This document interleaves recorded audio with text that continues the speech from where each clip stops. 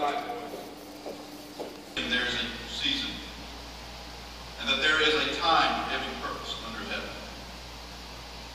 Today we gather to recognize two changing seasons and to honor two special times or purposes under heaven. For NAS Oceana, we recognize that the time has come for a change of command, and we pray that you would bless us as we celebrate this occasion. Dear God, we pray that you would especially bless Captain Shager and his family and loved ones as he assumes his new role as commanding officer. We pray that your hand will be upon him and that your Holy Spirit grants him the special insight, wisdom, and strength that he will need as he leads us during his time and season here.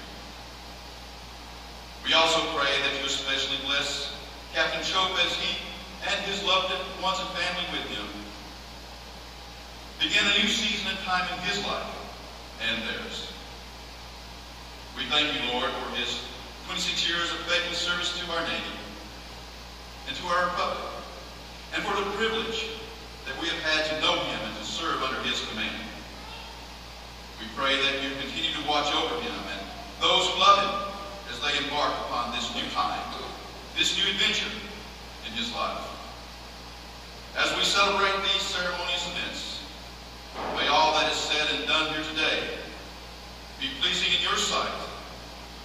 In the name of him who was, and is to come. Amen. Holy mackerel, I didn't know we knew this many people. That's crazy. You're here to see Blue lose, thank you. Yes, sir. Well, ladies and gentlemen, welcome to Naval Air Station Oceana. Today's a great day for all of us. Blue and I would like to extend a special welcome to Mayor Sessoms, Admiral Courtney, Vice Admiral Tyson, Rear Admirals Williamson and Scott, Retired Admirals Keating and Beeman, Mr. C, our fellow installation commanders, senior leaders, shipmates, members of the extended Chope and Shager families, and our many friends in the community. We appreciate you braving the cold and last night's nasty weather to witness our changing of the guard. And we fully recognize, that many of you experienced some dreadful travel conditions. And we're glad you're here safely and you'll only stay as long as you want. And God knows, if I've never seen another snowflake or a pellet of ice again, you doggone soon. I liked snow before I took this job.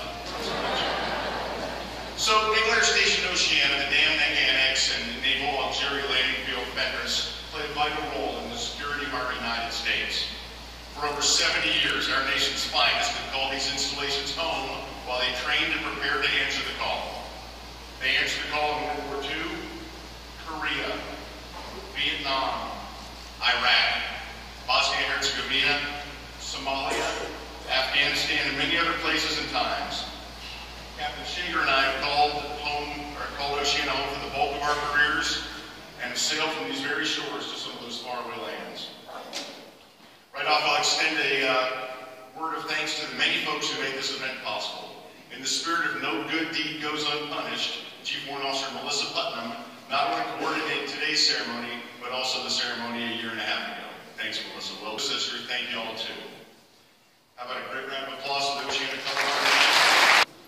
And the beautiful Jolly Rogers jet over here. Skipper Bobby, I saw you a little while ago. Thank you very much for supplying the jet. It looks great.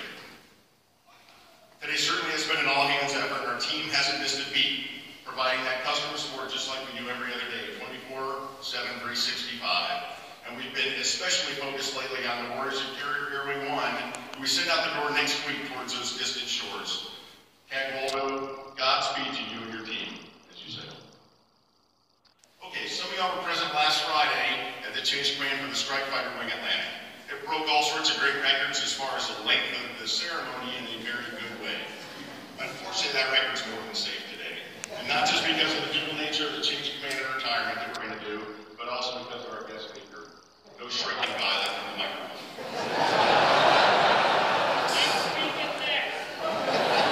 Talk about that too. Admiral Bill Gortney is no stranger to Naval Air Station Oceana. A career light attack and strike fighter aviator, he commanded Carrier Air Wing 7, homeboarded here shortly after the turn of the century. That also, by the way,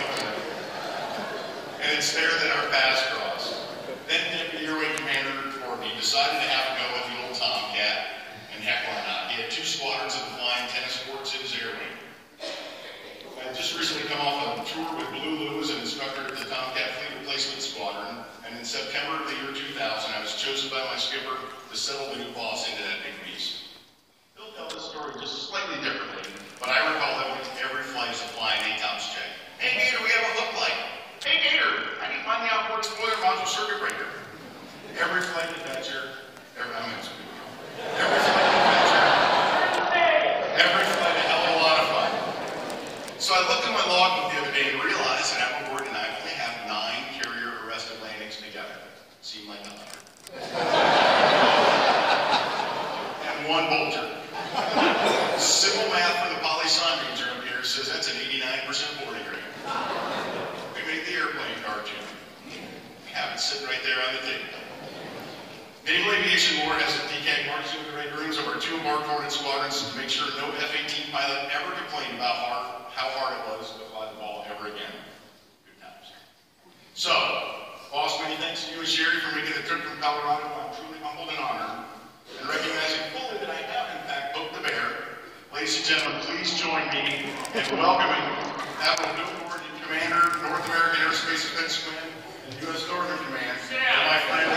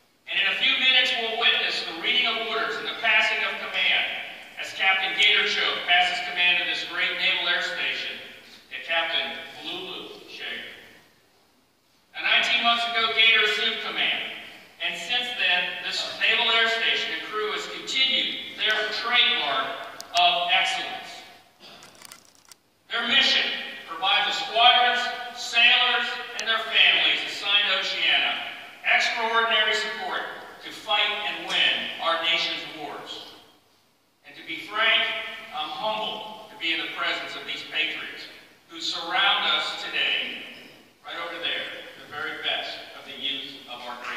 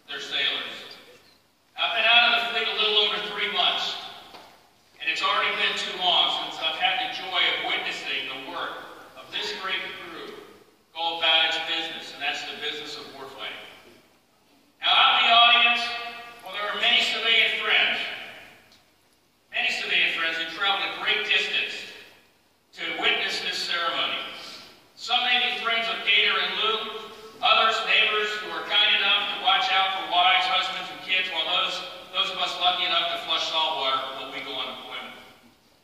Now, I'm going to break from tradition in order to talk direct to these Americans who live across our great nation to help explain why we, the sailors around you today, who wear the cloth of our nation, why we do it and give them a message to take home to their neighbors. Surrounding you here at Oceana are sailors, chief petty officers, and officers, many just returning from a 7 to 8 month, most likely 8 months deployment, with another deployment looming in their future as CAG 1 is. Now, these sailors, chief petty officers, and officers are the lifeblood of their ships, their squadrons, the naval station, and they are all excellent examples of all the crews who man the ships and squadrons of our Navy as a whole. Nearly 35% of our Navy is on deployment as we speak. For the remainder, the immediate task is being ready to answer the call to defend our homeland and to respond to national disasters, while simultaneously executing the stages of their individual fleet response training plans, preparing for their turn to deploy and be on yet another deployment for 8 or 9 months, seas unknown. Now, so most of our sailors in our Navy, their upcoming deployment will be their very first. For others, it's going to add to the numerous stars on their sea service ribbons. Now, I don't like to predict what's going to hold in their future deployments, but just looking at the security situation around the world today, I feel it's safe to forecast the current and upcoming deployments. They're going to be hard. They're going to be long, but they're going to be the most important deployments of their careers. Now, our sailors are manned and trained and equipped to fight both high and low-end conflicts, dominate any battle space assigned, support and train with our allies, make as many new friends as we possibly can, do everything in our power to prevent major conflict. But when directed, put warheads on foreheads. For in the end, this is not a business for the meek. Now, this takes a long-term commitment. It takes a will to keep our place in the world, and a view that transcends the buzz of day-to-day politics and divisiveness. Bottom line, those on board today in civilian clothes that travel the greatest distance to get here today are the linchpin that will determine if we succeed. It's not those of us in uniform. It is you, the American citizen. Without the will of the American people to stay the course, maintain that long-term commitment, we will fail, and those that wish to do harm to our nation will win. My message to you to take home to your neighbors, is that we, all of us, are in a fight that is unpredictable, but ever so important. A fight shared equally by those who are at sea, on the land, and those at home. And it is a fight worth fighting for, because it is a fight for what we believe in, for the American people whom we serve, and the freedoms which we enjoy. Because we take very seriously our mission to protect our very way of life, our friends, and our families. Now, John Stuart Mill said it best when he wrote, "War is an ugly thing, but not the ugliest of things. The decayed and degraded state of moral and patriotic feeling which thinks that nothing is worth war is much worse. The person who has nothing for which he is willing to fight, nothing which is more important than his own personal safety, is a miserable creature and has no chance of being free unless made and kept so by the exertions of better men than himself." Rest assured, Mr. Mills was not addressing only those patriots on the battlefield. He was also talking to all of you who share the burden of combat. He was talking to you, the American people, the home team who does not receive the credit you deserve. One other thing to tell your neighbors. When the talking's all over and the time and place arrives that requires the violent application of American combat power, your neighbors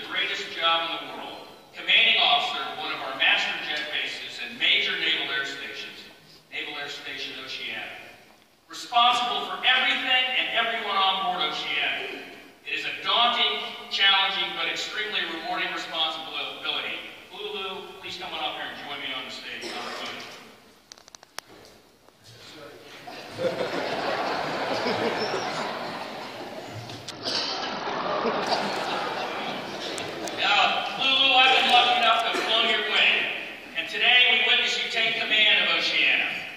Thank you for letting me be a part of today because it makes me feel great. But you, I know, feel better than I am, and that's for certain, because you are the luckiest man on this naval station.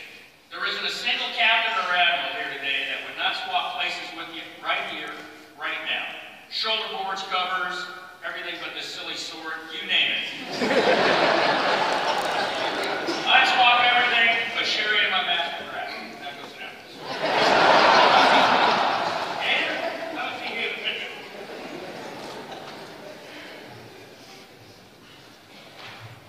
Gator, please join me. You will once again experience the life of a has-been.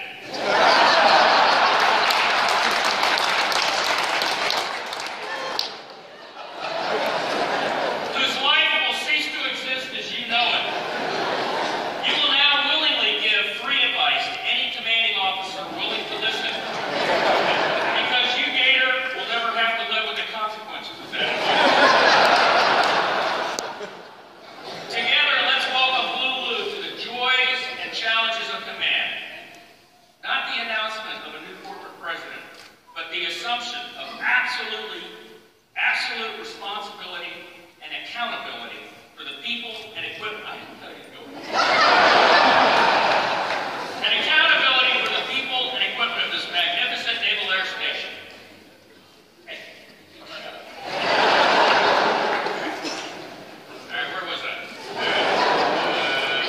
For the people and equipment of this magnificent naval air station. It's an uplifting and humbling and certainly unforgettable experience.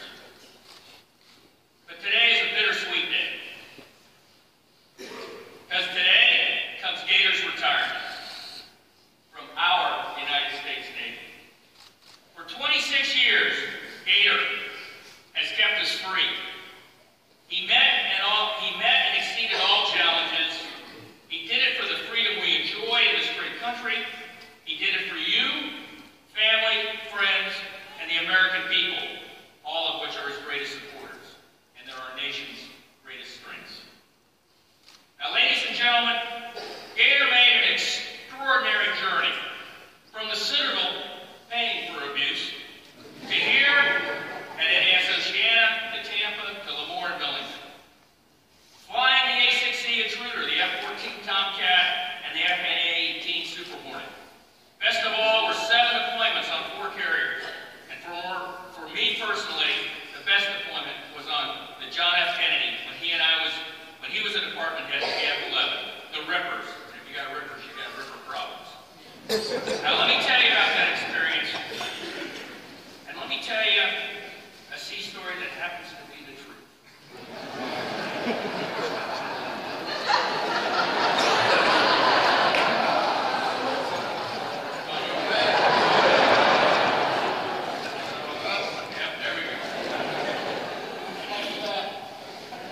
So as a deputy air wing commander, I was lucky enough to get checked out in the Turkosaurus.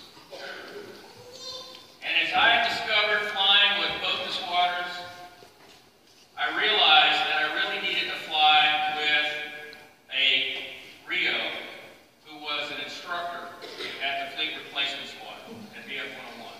Because the Rios really understood both ends of the airplane. They understood the weapon system and they understood what made the weapon system go through the air. And having not grown up in that airplane, I was uncomfortable not knowing everything about the airplane like I did in my trusty A-7 and my F-A-18. So I'd only fly with Rios. And then one day we're going to go out here and bounce at Fentress, and I'm flying a Ripperjet for the first time with Gator in my backseat. We just flew over Fentress, and we're bouncing as we speak. No one's complaining about the noise. And I had a hard time because, first off, in order to see over the nose, flying straight and level when the airplane has its gear and flaps down, I couldn't see over the nose. And so I'd trim it up, and I'd have to push forward. I'd get carpal tunnel, flying on downwind, and then just before we start our approach turn, I'd pop it, let it get on speed, and it'd start to turn to hit our numbers.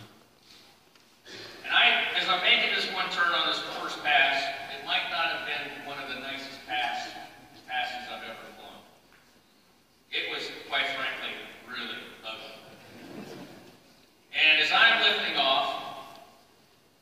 First time Gator said anything to me, says, "All right, DK, here's what you've done wrong." And he starts rattling off what I did wrong on that pass.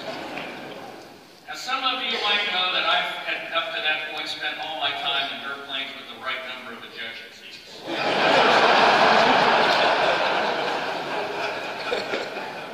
And I had, I think 1,100 carrier landings. And I wasn't on pop mic because what I was saying was, "Listen, you fluoride nab bag. I got 1,100 traps. What are you trying to teach me?" And then as I started my turn downwind, I was thinking, wait a minute. What he said kind of makes sense. And I said, "Gator, say that again."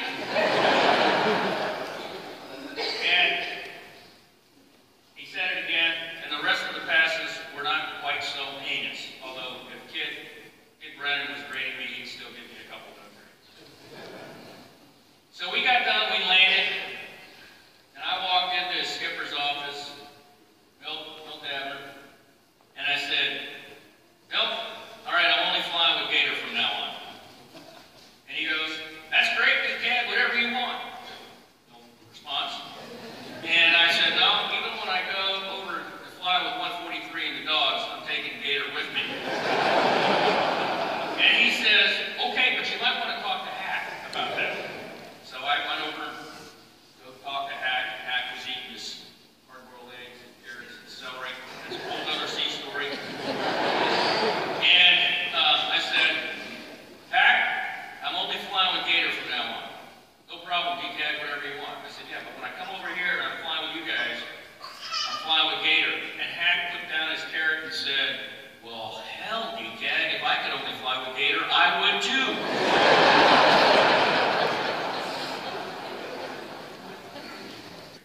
There are the soldiers, sailors, airmen, Marines who were the cloth of our nation, fighting for what they hold dear, currently in Iraq, in Afghanistan, and around the world, and their fundamental belief in their freedom, and the freedom to choose, and their belief in each other.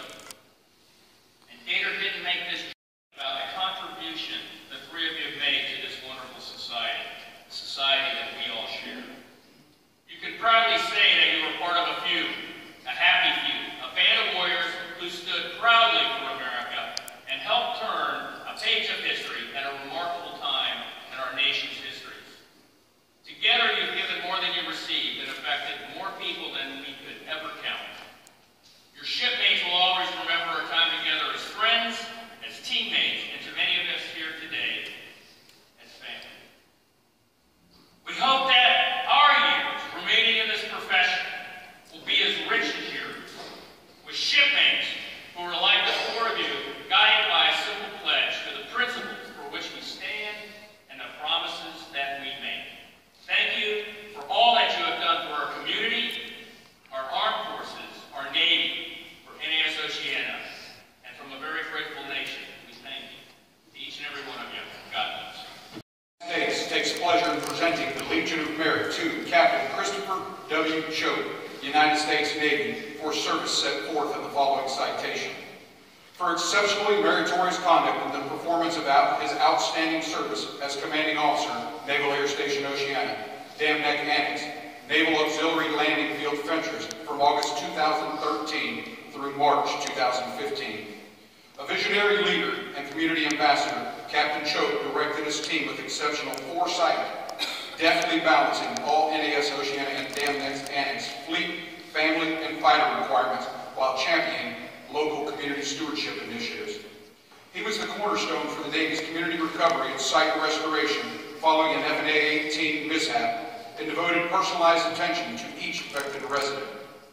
His superior management, expertise, and tireless dedication led to Oceana winning the 2014 Secretary of the Navy Energy and Water Management Award, the 2014 Carlson Award for the Best Navy Lodge Worldwide, the Dick Schramm Memorial Community Relations Award for the 2014 Oceana Air Show, the 2014 Captain Edward F. Nate Runner-Up Award for Galley Excellence, as well as 5-star accreditation for unaccompanied personnel housing, Navy Gateway Inn and Suites, and galley programs.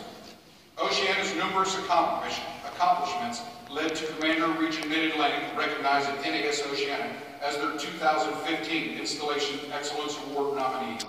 Captain Choate's superior performance of duties highlights the culmination of 26 years of honorable and dedicated service. His dynamic direction, keen judgment, and loyal devotion to duty, Captain Choate reflected great credit upon himself and upheld the highest traditions of the United States Naval Service.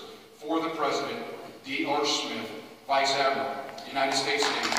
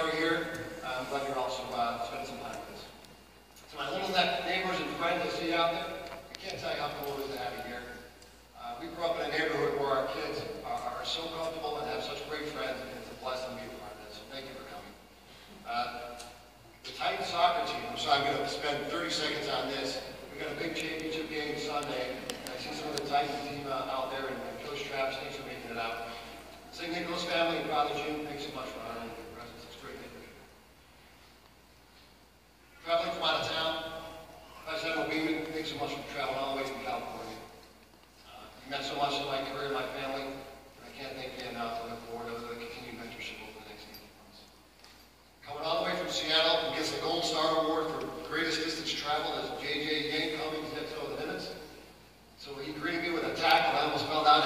myself with my sword, so good to see you again.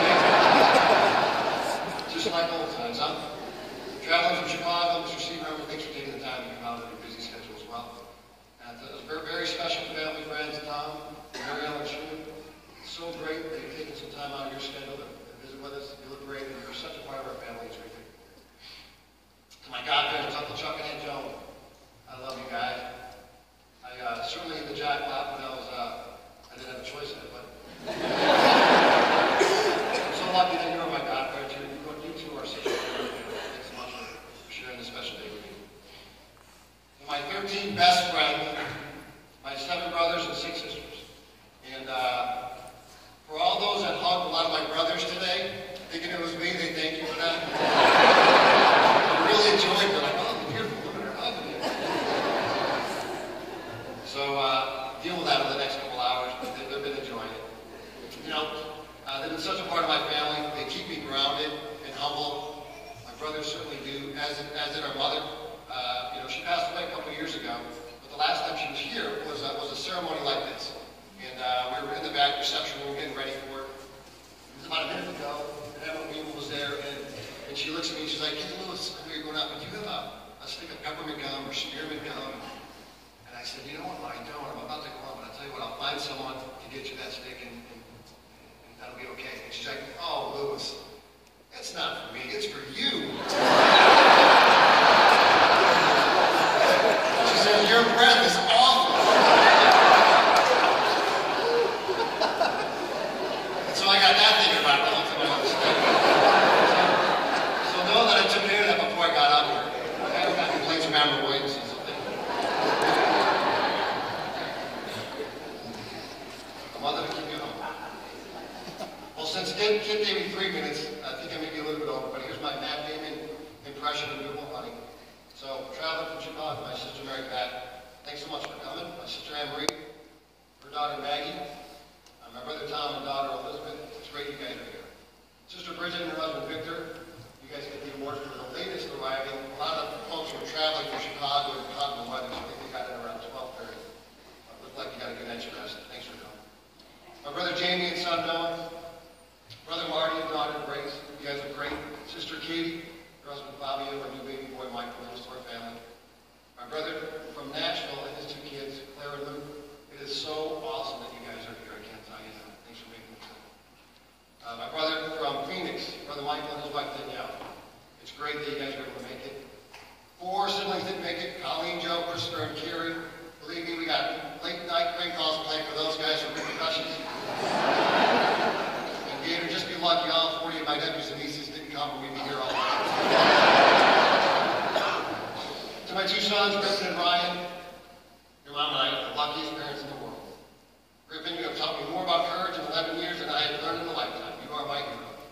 And Ryan, my energetic 4-year-old, we're going to don the superhero outfits later and fight crime together like we always do. Thanks for keeping us laughing. I love you from here to Saturday. My beautiful wife, Leslie, talk about a guy who married up. I married through the roof.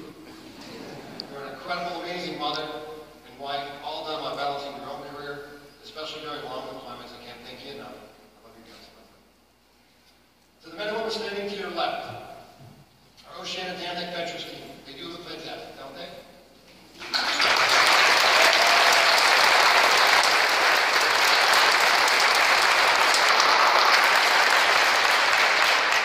Interestingly enough, that's only a portion of the 600 sailors we have part of our staff. That's because many of them are standing on watch right now throughout the base, like their predecessors have done for the previous 70 years. We have security personnel that are manning the gates as you drove through today. We have culinary specialists preparing our lunches at the galley. Air traffic controllers are manning the tower. Airfield facilities technicians are maintaining the airfield ring. Aircraft firefighters are prepared to handle any emergency, just to name a few. But you don't have to be in uniform to serve our nation's interests. Another 700 civil servants and contractors, many of them are sitting next to you today, have also dedicated their lives to ensure Oceana's families and fighters are cared for. This includes fitness trainers guaranteeing a great workout at one of our MWR gyms, our counselors and clinicians helping sailors at our Fleet Family Support Center. All this in support of our war fighters, like those led by Captain Bill Ewald, commander of Carrier Every One, who will deploy in 9 months with 3 Oceana-based supported squadrons aboard the USS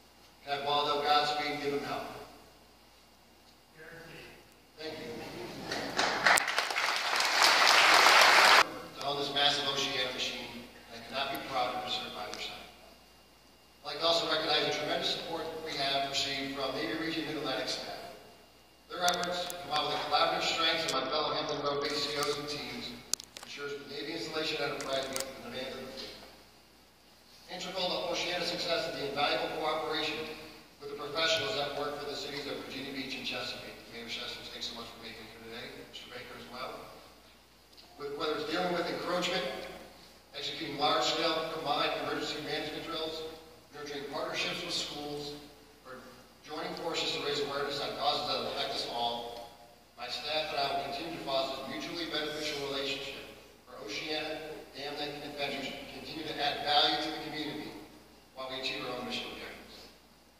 Those mission objectives begin by providing world-class customer support to the fleet, our warfighters, and their families through an unrelenting pursuit of perfection. We will foster a culture of mutual respect that embodies our Navy's core values of honor, courage, and commitment. We will make customer support a relationship, not just a service. We shall champion good stewardship of our facilities and infrastructure, always seeking innovative ways to preserve our valuable resources during these logistically challenging times. We will support our warfighters by providing consistent, operationally ready, and secure shore installation services so our sailors and Marines are ready to fight our nation's wars. And we shall always remember that the foundation of our fighting force and the reason for their sacrifices is our families. Their care shall always remain paramount. Admiral Williamson, I am blessed and grateful for this opportunity. With this outstanding team we have assembled, I'm confident we'll continue to honor the legacy of those who served before us in ensuring NAS Oceana, Dam Neck Annex and Ventures stands ready and remains the premier military installation in the world. Thank you all for being here today. May God bless each and every one of you, Team Oceana, and the United States of America.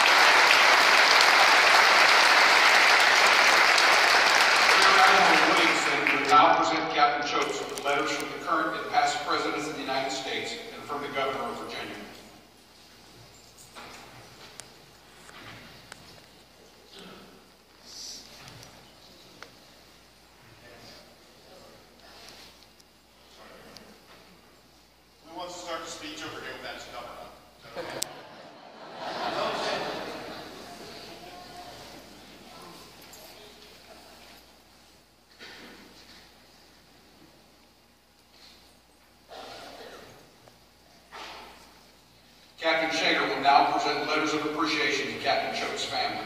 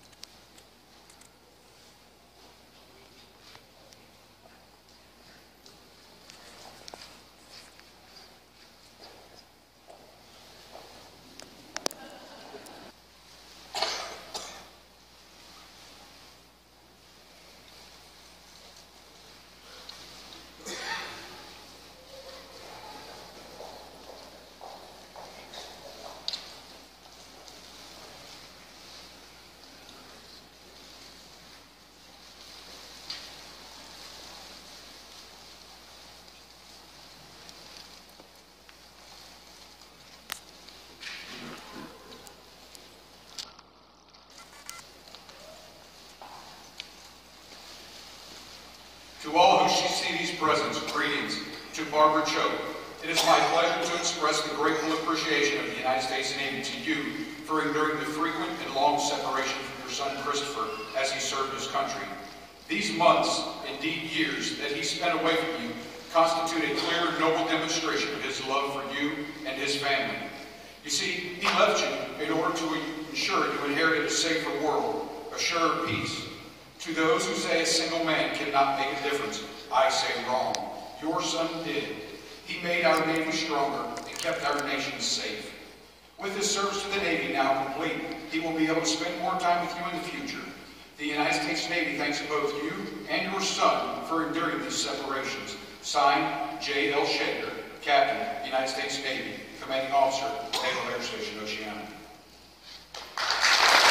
Appreciation also being presented to Captain Choate's sister, Betsy Gaddy, son, Jack Choate, and daughter, Emma Choate.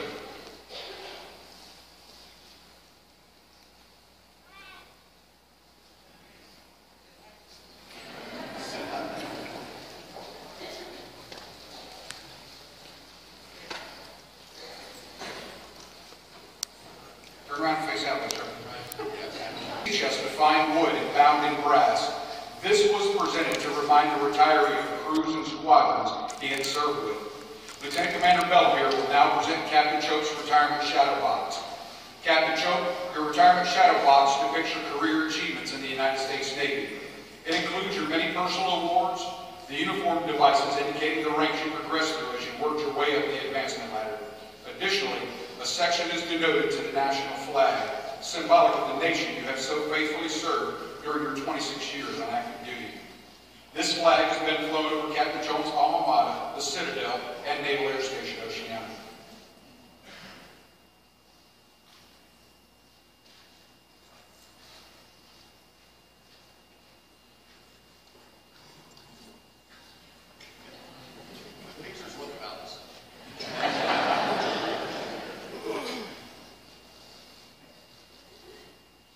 Command Master Chief Clark will now present Captain Choate with a gift from the Naval Air Station Oceana Chief's Mess.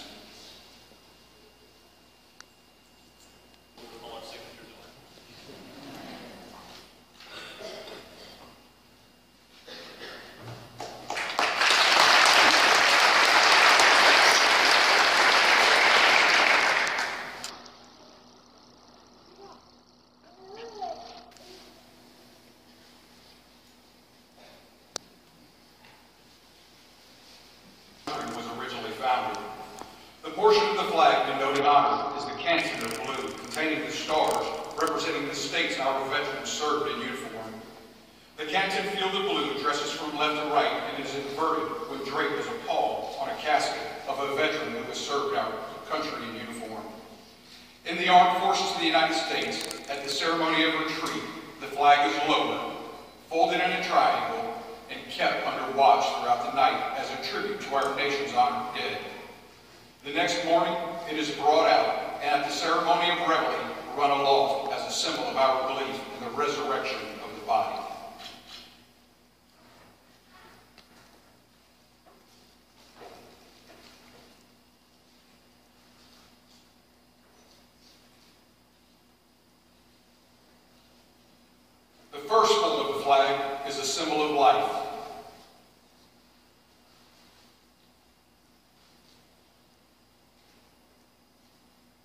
second fold is the symbol of our belief in eternal life. The third fold is made in honor and in remembrance of the veteran departing our ranks, who gave a portion of his life for the defense of our country to obtain peace throughout the world. The fourth fold represents our weaker nature, for as American citizens trusting in God, it is to Him we turn in times of peace, as well as in times of war for His divine guidance. The fifth fold is a tribute to our country, for in the words of Stephen Decatur, our country, in dealing with others, may she always be right, but it is still our country, right or wrong. The sixth fold is where our heart lies. It is with our heart that we pledge allegiance to the flag of the United States of America and to the republic for which it stands, one nation, under God, indivisible, with liberty and justice for all.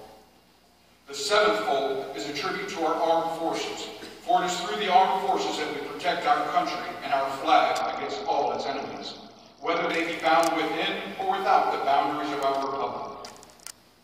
The eighth fold is a tribute to the one who entered into the valley of the shadow of death, that we might see the light of day, and to honor Mother, for whom it flies on Mother's Day. The ninth fold is a tribute to womanhood, for it has been through faith, love, loyalty, and devotion that the character of the men and women who have served this country have greatly been molded. The tenth fold is a tribute to Father, for He too has given His sons and daughters for the defense of our nation since they were first born. The 11th fold, in the eyes of the Hebrew citizen, represents the lower portion of the seal of the King of David and King Solomon, and glorifies in their eyes the God of Abraham, Isaac, and Jacob. The 11th fold, in the eyes of the Christian citizen, represents an emblem of eternity and glorifies in their eyes God the Father, the Son, and the Holy Ghost. When the flag is completely folded, the stars are uppermost, reminding us of our nation's motto, "In God we trust." After the flag is completely folded and tucked, it takes the appearance of a cocked hat, ever reminding us of the soldiers who served under General George Washington and the sailors and Marines under Captain John Paul Jones, who followed by their comrades and shipmates of the Armed Forces of the United States, preserving for us the rights, privileges, and freedoms we enjoy today. A Marine will now present the folded flag to Captain Choate.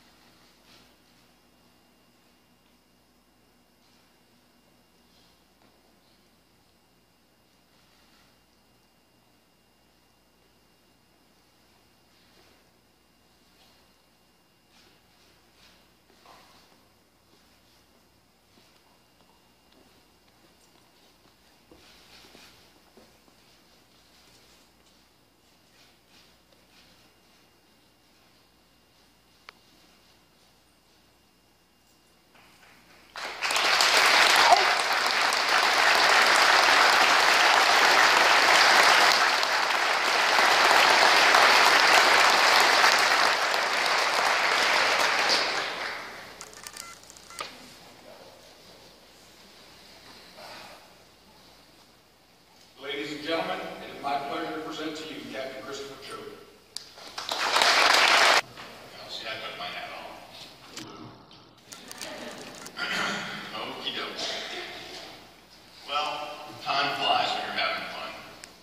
I absolutely have no idea what happened in the last 3 years. Actually, I don't know what happened in the last 26. To say my service to our great nation has been the honor of my lifetime would be a vast understatement. For the past few months, I've noticed myself waxing nostalgic about incredible memories I've made during my time in uniform. Now, if you rewind the clock, I was not that little boy who wanted to fly airplanes since he was knee-high to a grasshopper. But my mother instilled in me a sense of the ideal of service, of being part of something bigger than oneself, of making a difference. If I could turn back the clock to my junior year in high school and see what motivated a 16-year-old kid Choate to talk to a Navy ROTC recruiter, so I actually did not pay to go to the Citadel. I actually had a scholarship, sir.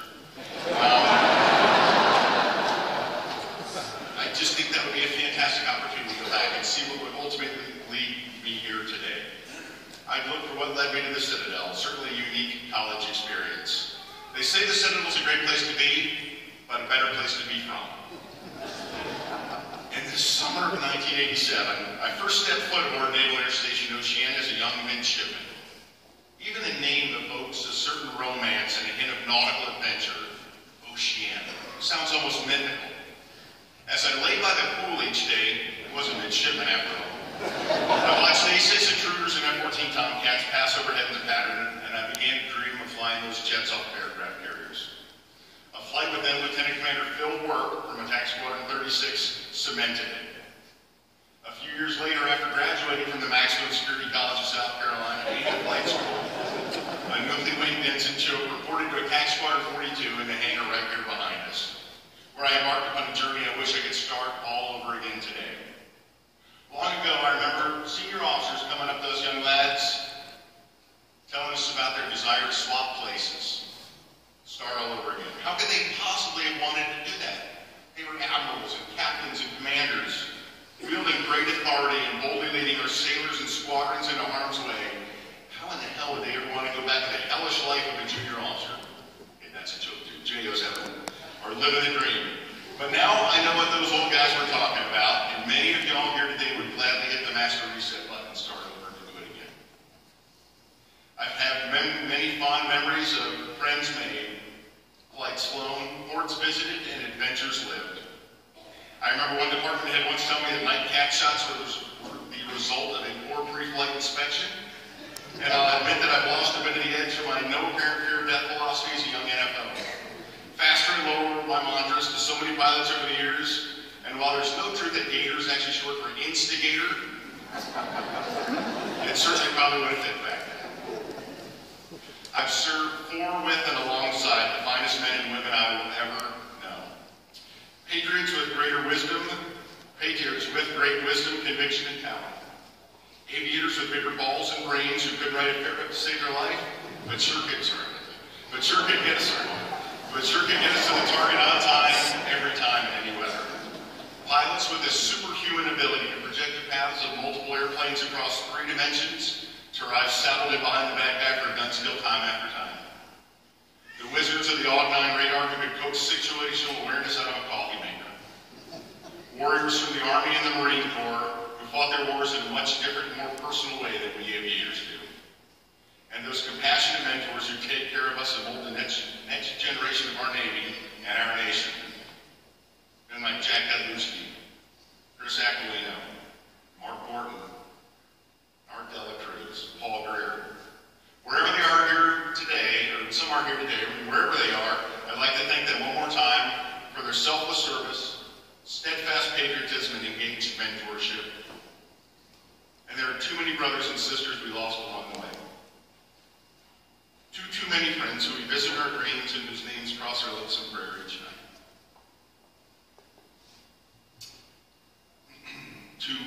To return to Naval Air Station Oceana after tours in Newport, Tampa, Lemoore, the Garden Spot of the Universe, and Millington was a dream.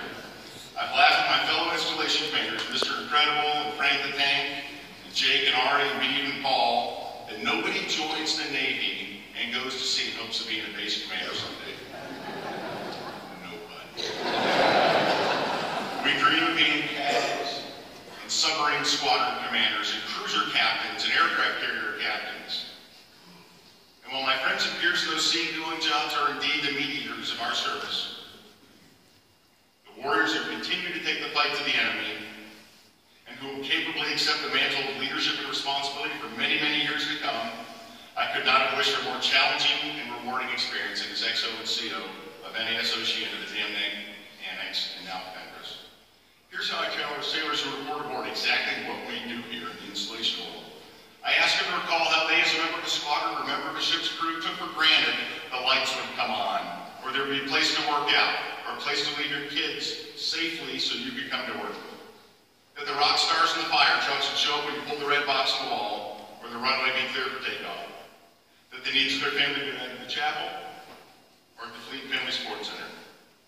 In my previous tours, I swear to God, I thought that happened magically. Little elves obviously cleared the roads of snow. I haven't mentioned that I hate snow. And cooked the healthy, delicious, and nutritious meals at the galleys and made the beds, the barracks, and the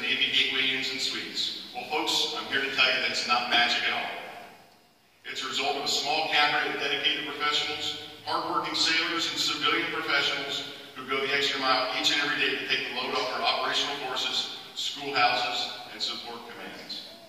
And they're the best in the world at it. Team Oceana plays a vital role in the defense of our nation in all those ways and so many more. We're recognized Navy-wide for our energy conservation programs and practices, our hospitality and dining services, and our overall provision of customer service. And we do it as a team and as a family. In no other organization have I ever seen the degree of mutual support amongst peers that I've witnessed here. Our department heads and program directors take great pride in the accomplishments and recognition garnered by their peers. Many of our civilian professionals have foregone promotions elsewhere to stay right here in this crazy family, and look around as you leave here today. There's not a single stoplight or steam plant on these bases. How could you not come to work every day with that sense of pride, empowerment, and job satisfaction? So thank you to my shipmates, my teammates, my family here at Oceana, Dam Neck and Fentress. I'm proud to be part of your team and your service. So in my mind, there are many highlights of this tour. I think back to 35 months ago today, Good Friday, 2012, when Gramps McDowell, Gramps, I see you in the back there, my friend, our airfield manager, told me we lost a jet. Looking out at the black plume of smoke rising from the city of Virginia Beach, we all expected the worst and prayed for a miracle. Throughout the initial chaos, though, at no point was there ever a doubt that the efforts ongoing at Mayfair Muse would minimize the loss and suffering as much as humanly possible. And that's a testament to the relationship between the city of Virginia Beach and the United States Navy, and that also did not happen naturally. It's a result of many years of partnership, training, and trust built amongst us, or between us. The day after the mishap, my friend Mayor Will Sessoms was asked how the relationship between the Navy and the city of Virginia Beach was at that moment, and he replied, never stronger. Ladies and gentlemen, if you want to see leadership personified, look no further. And in those days and weeks and months afterwards, the collective efforts of the Navy, the city, and so many more assuaged the suffering and loss experienced by those neighbors of ours. We've built on those lessons learned that day and in the long days afterwards by enhancing the already vibrant training program with the cities of Virginia Beach and Chesapeake, as well as the Commonwealth of Virginia.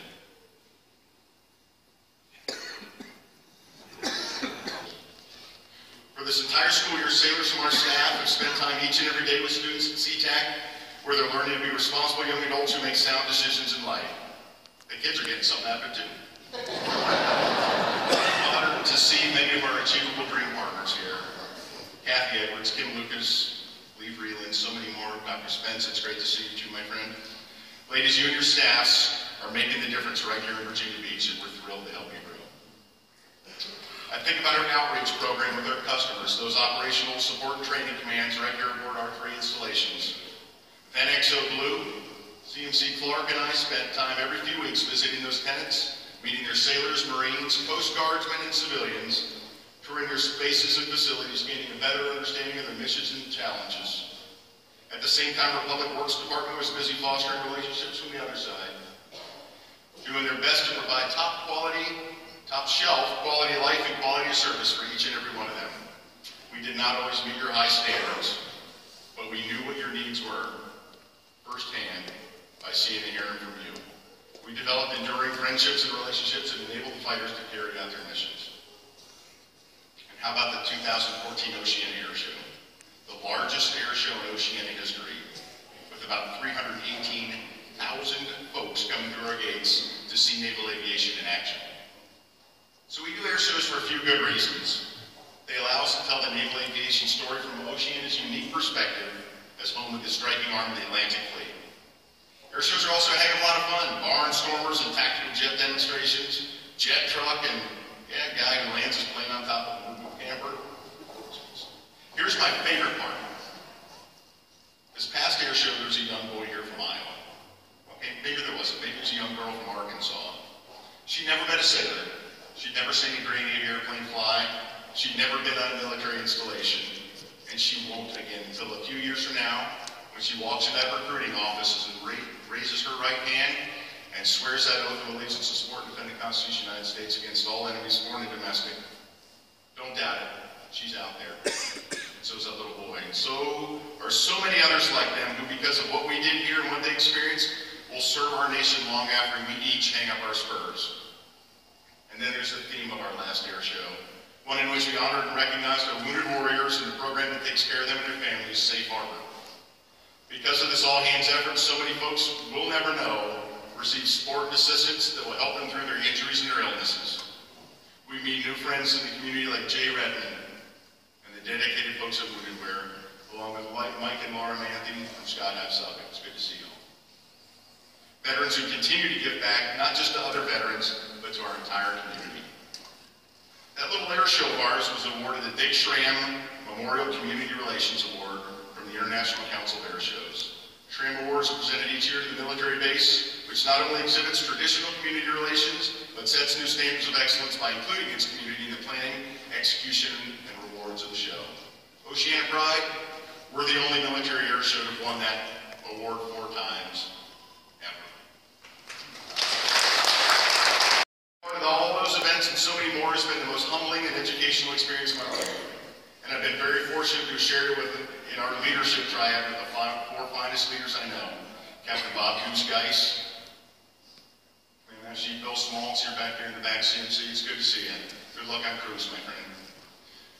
Master Chief Eric Clark, and of course, Speaker Blue Lou Shader.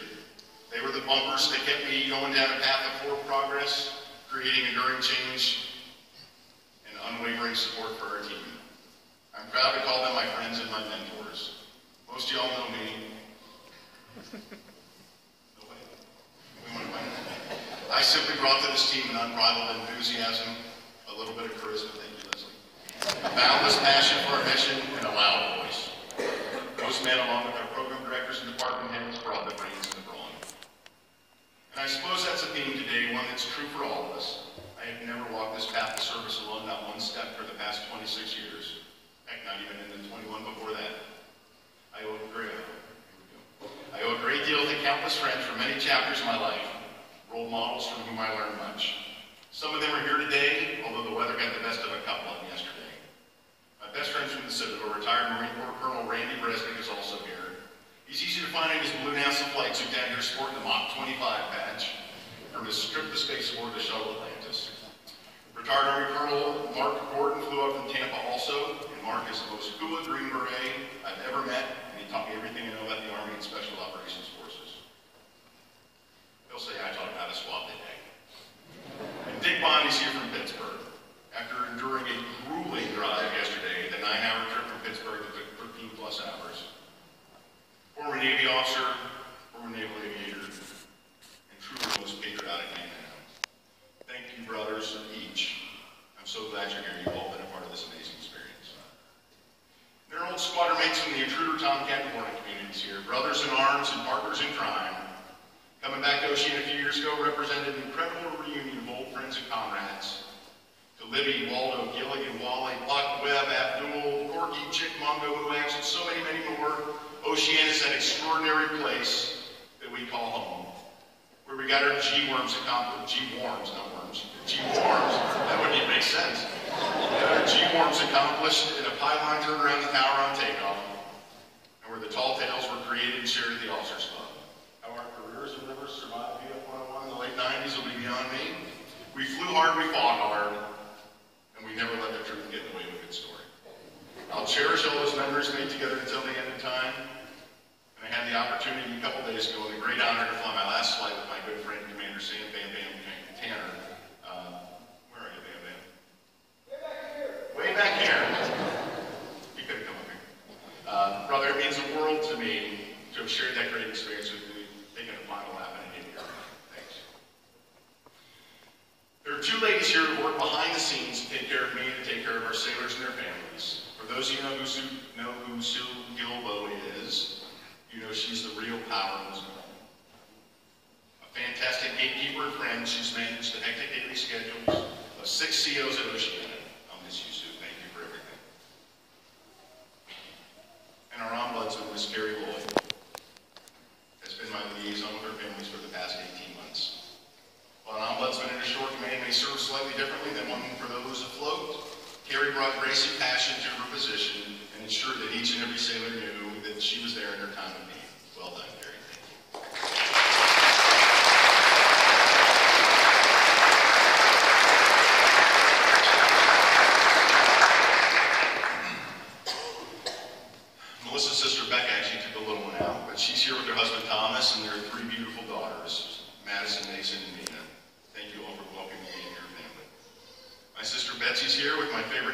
anchor the mini Dr. Doom.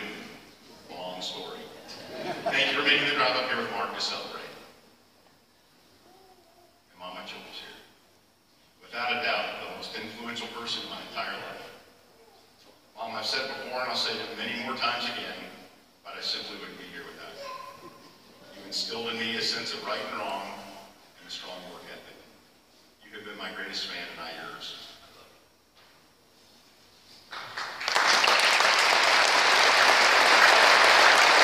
Problems from home stretch. When I assumed command 18 months ago, I said that if I were a teenager again, I'd want to be Jack and Emma's best friend. And I can't tell you how many people came up to remark to me how unique that was or how special that was. I thought everybody thought that. It's been true for their entire lives. And I'm so proud of my two children. Greatest job I've ever had is being your dad. I love you both so much. There's a little joke that Melissa Barnes was sent by her then boss to the Oceana staff meetings to take notes, and then she came back with a boyfriend. With all apologies to Goose, who was my boss at the time, I was probably a little distracted during those meetings as well. Jimmy, I love you more than I could ever put into words, and I look forward to spending my life with you in words. Sorry, folks, no marriage proposal today.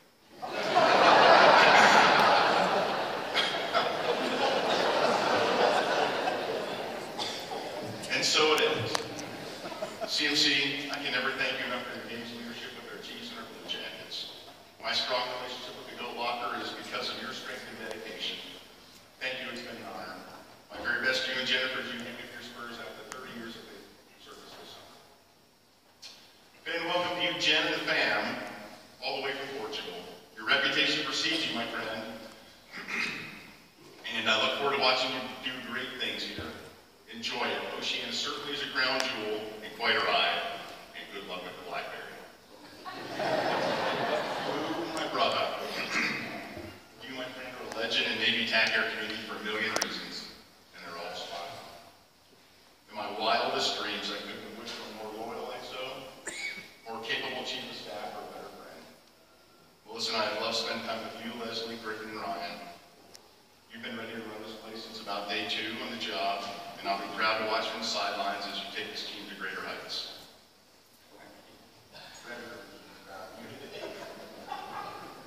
Sorry, consent to Flannels, my medical record is now thicker than my Natop's jacket. My logbook is closed out, my mess bill is in fact paid in full, my retirement orders have been issued, and the loathsome Blackberry has been turned in. I'm ready to go short. I'm looking forward to taking a little time to read more, unwind a little bit, take care of myself better before I begin a new career right here in Hampton Road, coastal Virginia.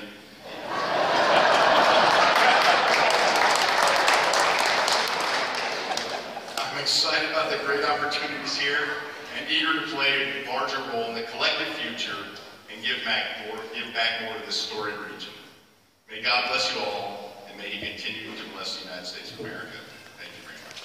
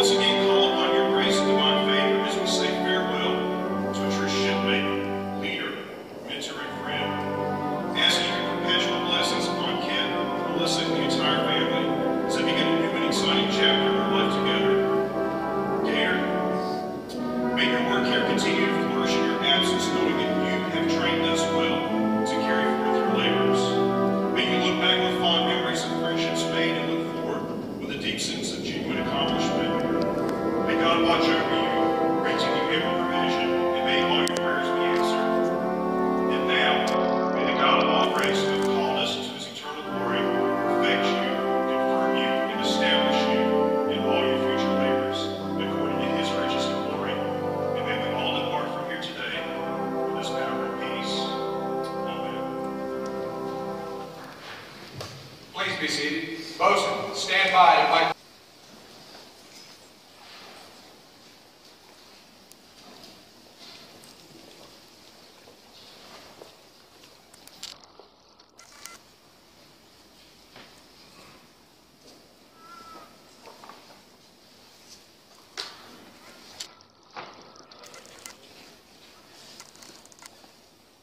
For 26 years, this sailor has stood the watch.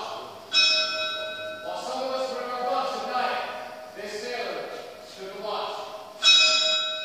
While some of us were in school learning our trade, this shipmate stood the watch. Yes, even before the most rewards of this world, this shipmate stood the watch. In those years, even before the storm clouds of war were brewing on the horizon of history, this shipmate stood the watch. Many times we cast an offshore to see his family standing there, needing his guidance and help, needing that handhold during those hard times, but he still stood his watch. 26 years. 26 years he stood the watch. He stood the watch for us, our family, our fellow countrymen, each and every night. This sailor stood the watch. Today we are here to say, shipmate, the watch stands relieved by those who have trained, guided, and led. Shipmate, you are relieved of the watch. We have the watch. And salute. Ready, two. Left, face. Forward, march. Rear Admiral Williamson will now present Captain Choate with the certificate of retirement.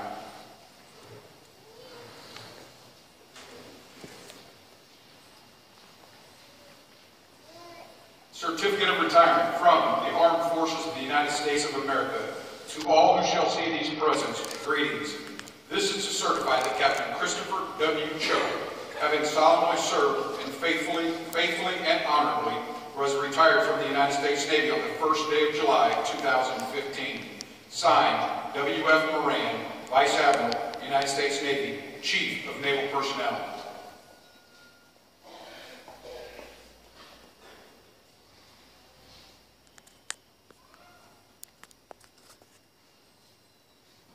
Captain Choate will now request permission to go ashore.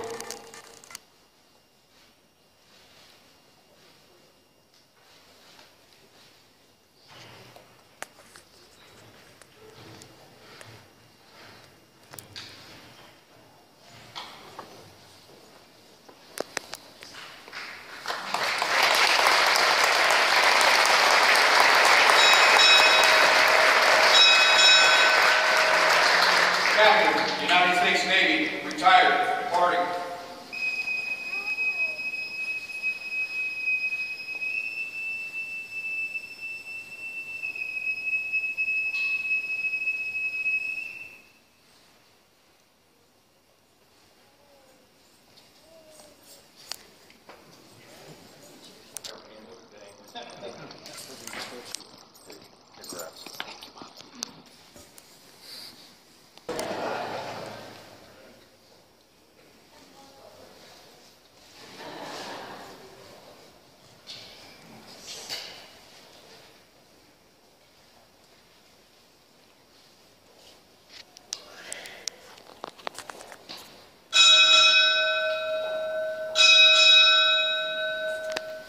Navy family, retired, departing.